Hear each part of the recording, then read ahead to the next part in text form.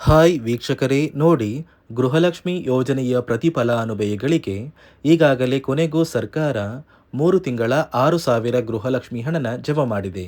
ನಿಮ್ಮ ಬ್ಯಾಂಕ್ ಖಾತೆಗೆ ಈ 6,000 ಹಣ ಬರಬೇಕು ಅಂದರೆ ಈ ಕೂಡಲೇ ಪ್ರತಿಯೊಬ್ಬರು ಆದಷ್ಟು ಬೇಗ ಗೃಹಲಕ್ಷ್ಮಿಗೆ ಮರು ಅರ್ಜಿನ ಸಲ್ಲಿಸಬೇಕಾಗುತ್ತೆ. ಮತ್ತು ಸರ್ಕಾರದಿಂದ ಗೃಹಲಕ್ಷ್ಮಿ ಹಣಕ್ಕೆ ಕೆಲವು ಹೊಸ ನಿಯಮಗಳನ್ನ ಕೂಡ ಜಾರಿಗೆ ತಂದಿದೆ.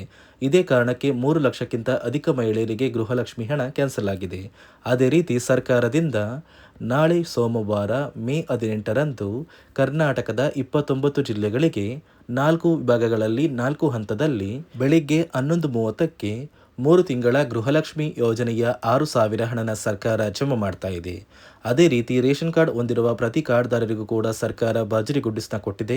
ಮತ್ತು ಹೊಸ ರೇಷನ್ ಕಾರ್ಡ್ಗೆ ಅರ್ಜಿ ಕೂಡ ಸ್ವೀಕಾರ ಮಾಡ್ತಾ ಇದ್ದು, ಸರ್ಕಾರ ಏನೆಲ್ಲ ಮಾಹಿತಿ ಕೊಟ್ಟಿದೆ ಅಂತ ತಿಳಿಸ್ಕೊಡ್ತಾ ಇದ್ದೀನಿ. ಅದಕ್ಕಿಂತ ಮೊದಲು ನೋಡಿ ವೀಕ್ಷಕರೇ, ನೀವೇನಾದ್ರೂ ನನ್ನ ಚಾನಲ್ನ ಸಬ್ಸ್ಕ್ರೈಬ್ ಆಗಿಲ್ಲ ಅಂದರೆ ದಯಮಾಡಿ ಪ್ರತಿಯೊಬ್ಬರು ಚಾನಲ್ನ ಸಬ್ಸ್ಕ್ರೈಬ್ ಮಾಡ್ಕೊಳ್ಳಿ, ಹಾಗೆ ವಿಡಿಯೋಗೆ ಒಂದು ಲೈಕ್ನ ಕೊಡಿ.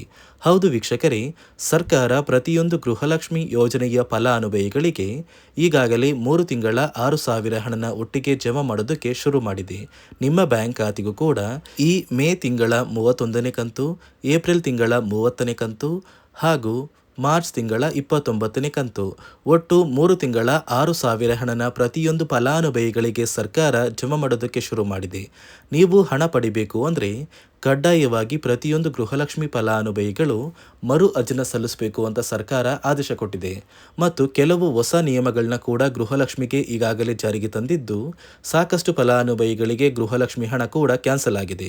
ಹಾಗಾದರೆ ಸರ್ಕಾರದಿಂದ ಏನೆಲ್ಲ ಬದಲಾವಣೆಗಳು ಬಂದಿದೆ ಮತ್ತು ಯಾವ ಫಲಾನುಭವಿಗಳಿಗೆ ಹಣ ಕ್ಯಾನ್ಸಲ್ ಆಗಿದ್ದು, ಯಾವ ನಿಯಮಗಳು ಮತ್ತು ಏಕೆ ಮರು ಅರ್ಜಿ ಹಾಕಬೇಕು ಅಂತ ಕೂಡ ತಿಳಿಸ್ಕೊಡ್ತೀನಿ. ಅದಕ್ಕಿಂತ ಮೊದಲು ನೋಡಿ ವೀಕ್ಷಕರೇ, ನಾಳೆ ಸೋಮವಾರ ಮೇ 18ರಂದು ಕರ್ನಾಟಕದ 29 ಜಿಲ್ಲೆಗಳಿಗೆ 4 ವಿಭಾಗಗಳಲ್ಲಿ 4 ಹಂತದಲ್ಲಿ 3 ತಿಂಗಳ 6,000 ಹಣ ಬರ್ತಾ ಇದ್ದು, ಮೊದಲ ಒಂದು ವಿಭಾಗದಲ್ಲಿ ಬೆಳಗಾವಿ ವಿಭಾಗಕ್ಕೆ ಹಣ ಬರ್ತಾ ಇದ್ದು, ಬಾಗಲಕೋಟೆ, ಬೆಳಗಾವಿ, ವಿಜಯಪುರ, ಧಾರವಾಡ, ಗದಗ, ಹಾವೇರಿ, ಉತ್ತರ ಕನ್ನಡ. ಎರಡನೆಯ ಒಂದು ಹಂತದಲ್ಲಿ ಬೆಂಗಳೂರು ವಿಭಾಗಕ್ಕೆ ಹಣ ಬರ್ತಾ ಇದ್ದು, ಬೆಂಗಳೂರು ನಗರ, ಬೆಂಗಳೂರು ಗ್ರಾಮಾಂತರ, ರಾಮನಗರ, ಚಿಕ್ಕಬಳ್ಳಾಪುರ, ಚಿತ್ರದುರ್ಗ, ದಾವಣಗೆರೆ, ಕೋಲಾರ, ಶಿವಮೊಗ್ಗ, ತುಮಕೂರು. ಅದೇ ರೀತಿ ಮೂರನೆಯ ಒಂದು ಹಂತದಲ್ಲಿ ಕಲಬುರಗಿ ವಿಭಾಗಕ್ಕೆ ಹಣ ಬರ್ತಾ ಇದ್ದು, ಬಳ್ಳಾರಿ, ಬೀದರ್, ಕಲಬುರಗಿ, ಕೊಪ್ಪಳ, ರಾಯಚೂರು, ಯಾದಗಿರಿ, ವಿಜಯನಗರ. ಮತ್ತು ನಾಲ್ಕನೆಯ ಮತ್ತು ಕೊನೆಯ ಹಂತದಲ್ಲಿ ಮೈಸೂರು ವಿಭಾಗಕ್ಕೆ ಹಣ ಬರ್ತಾ ಇದ್ದು, ಚಾಮರಾಜನಗರ, ಚಿಕ್ಕಮಗಳೂರು, ದಕ್ಷಿಣ ಕನ್ನಡ, ಹಾಸನ, ಕೊಡಗು, ಮಂಡ್ಯ, ಮೈಸೂರು, ಉಡುಪಿ. ಹೀಗೆ 4 ವಿಭಾಗಗಳಲ್ಲಿ ಪ್ರತಿಯೊಂದು ಜಿಲ್ಲೆಗಳಿಗೂ ಸರ್ಕಾರ 3 ತಿಂಗಳ 6,000 ಹಣನ ಜಮಾ ಮಾಡ್ತಾ ಇದೆ.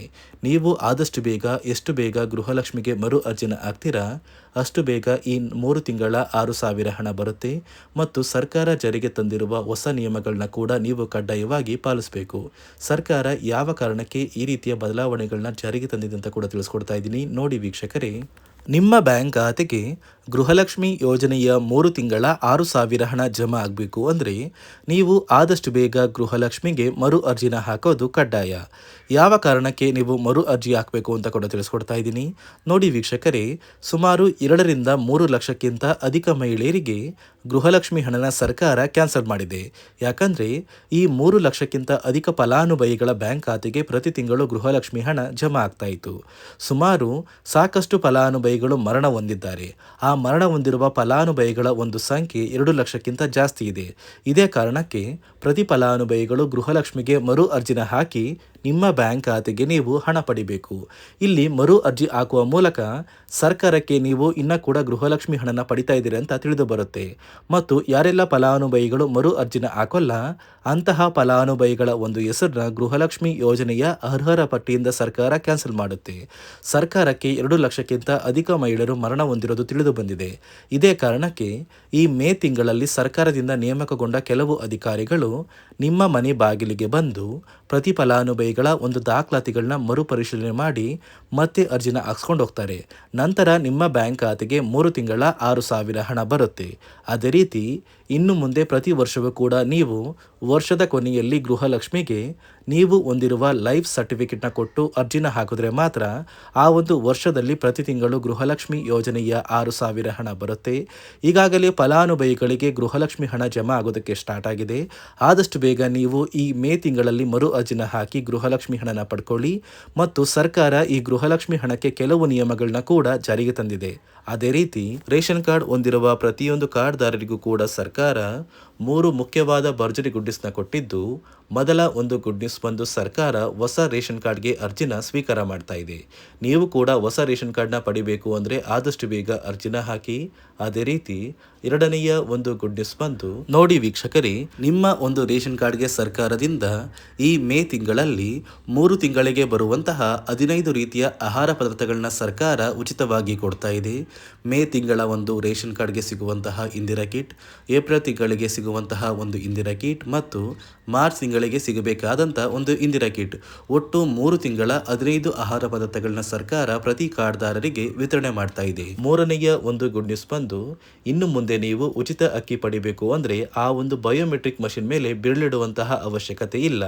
ಯಾಕಂದರೆ ಇದೀಗ ಸರ್ಕಾರ ನಿಮ್ಮ ಒಂದು ಬೆರಳು ಆ ಒಂದು ಮಷಿನಲ್ಲಿ ಎಂಟ್ರಿ ಆಗಿಲ್ಲ ಅಂದರೂ ಕೂಡ ಆ ಒಂದು ಅಧಿಕಾರಿಗಳು ಪುಸ್ತಕದಲ್ಲಿ ನಿಮ್ಮ ಒಂದು ಹೆಸರನ್ನ ಬರ್ಕೊಂಡು ನಿಮ್ಮ ಕಾರ್ಡಿಗೆ ಅಕ್ಕಿನ ಕೊಡಬೇಕು ಅಂತ ಸರ್ಕಾರ ಆದೇಶ ಕೊಟ್ಟಿದ್ದು, ಈ 3 ಗುಡ್ ನ್ಯೂಸ್ನ ಪ್ರತಿಯೊಂದು ಫಲಾನುಭವಿಗಳಿಗೆ ಸರ್ಕಾರ ಕೊಡ್ತಾ ಇದೆ.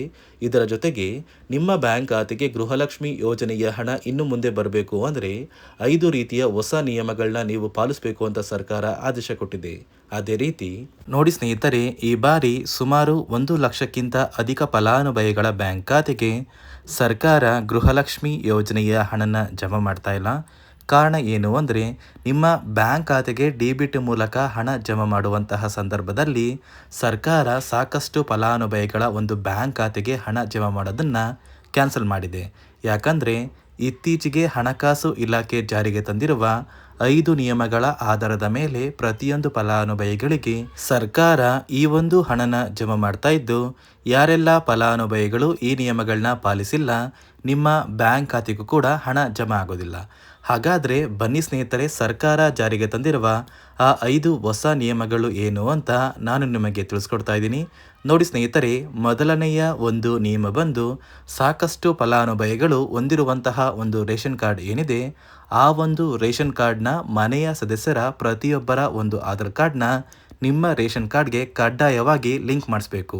ಅಂದರೆ ಈ ಒಂದು ಲಿಂಕ್ ಮಾಡಿಸುವಂತಹ ಒಂದು ಪ್ರೊಸೀಜರ್ಗೆ ಸರ್ಕಾರ KYC ಅಂತ ಕರೀತಾರೆ. ನಿಮ್ಮ ರೇಷನ್ ಕಾರ್ಡ್ಗೆ ಇನ್ನೂ ಸಹ KYC ಆಗಿಲ್ಲ ಅಂದರೆ ನಿಮ್ಮ ಬ್ಯಾಂಕ್ ಖಾತೆಗೆ ಸರ್ಕಾರ ಮುಂದಿನ ದಿನಗಳಲ್ಲಿ ಗೃಹಲಕ್ಷ್ಮಿ ಯೋಜನೆಯ ಹಣನ ಕ್ಯಾನ್ಸಲ್ ಮಾಡುತ್ತೆ.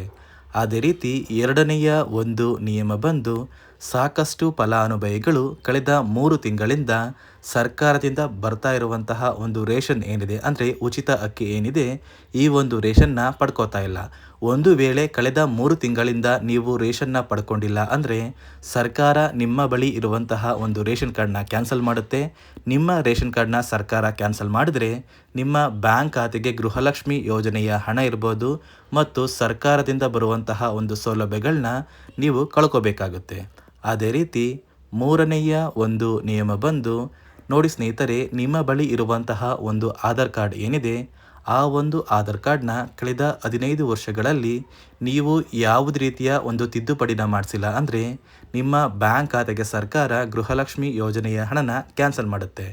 ಯಾಕಂದರೆ ಸರ್ಕಾರದಿಂದ ಬಂದಿರುವಂತಹ ಒಂದು ಆದೇಶದ ಪ್ರಕಾರ ಪ್ರತಿಯೊಂದು ಫಲಾನುಭವಿಗಳು ಕಳೆದ 15 ವರ್ಷಗಳಲ್ಲಿ ಯಾವುದೇ ರೀತಿಯ ಒಂದು ತಿದ್ದುಪಡಿನ ನಿಮ್ಮ ಆಧಾರ್ ಕಾರ್ಡ್ಗೆ ನೀವು ಮಾಡಿಸಿಲ್ಲ ಅಂದರೆ ಕಡ್ಡಾಯವಾಗಿ ಆದಷ್ಟು ಬೇಗ ನಿಮ್ಮ ಆಧಾರ್ ಕಾರ್ಡ್ಗೆ ತಿದ್ದುಪಡಿನ ಮಾಡಿಸಿ.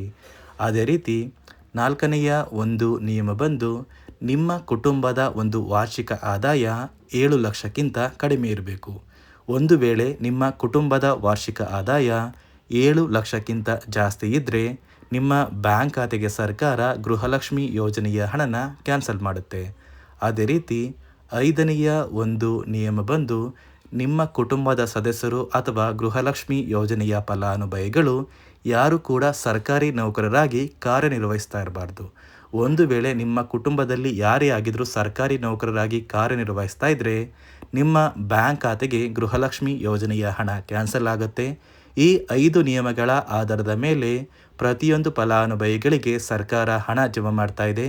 ಒಂದು ವೇಳೆ ನೀವು ಈ 5 ನಿಯಮಗಳನ್ನ ಪಾಲಿಸಿಲ್ಲ ಅಂದ್ರೆ ನೀವು ಕೂಡ ಗೃಹಲಕ್ಷ್ಮಿ ಯೋಜನೆಯ ಹಣದಿಂದ ವಂಚಿತರಾಗಬೇಕಾಗುತ್ತೆ. ನೋಡಿ ವೀಕ್ಷಕರೇ, ಸರ್ಕಾರದಿಂದ ನಾಳೆ ಸೋಮವಾರ ಮೇ 18ರಂದು ಕರ್ನಾಟಕದ 29 ಜಿಲ್ಲೆಗಳಿಗೆ 3 ತಿಂಗಳ 6,000 ಗೃಹಲಕ್ಷ್ಮಿ ಹಣ ಬರ್ತಾ ಇದೆ.